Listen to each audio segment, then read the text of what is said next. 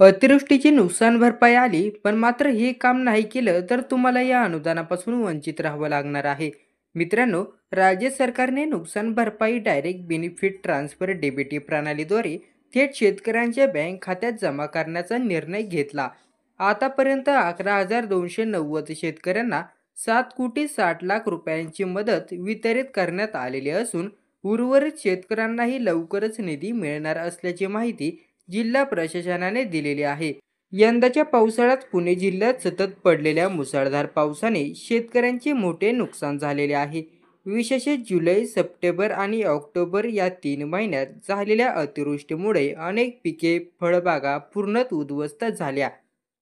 या नैसर्गिक संकटामुळे अडचणीत सापडलेल्या 22,210 शेतकऱ्यांना राज्य सरकारने मदतीचा हात दिला असून त्यांच्यासाठी 13,23,00,000 रुपयांची आर्थिक मदत जाहीर केलेली आहे.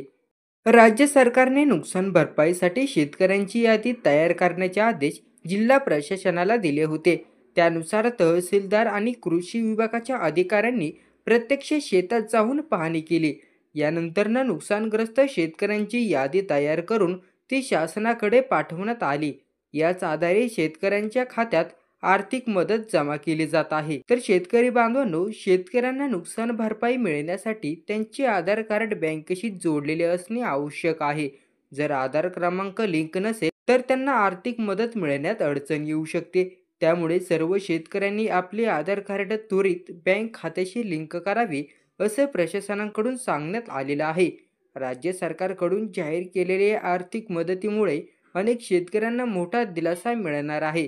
या निधीमुळे शेतकरी पुन्हा शेतीसाठी आवश्यक ती तयारी करू शकतील आणि घेतलेली कर्ज फेडणे त्यांच्यासाठी सोपे जाईल.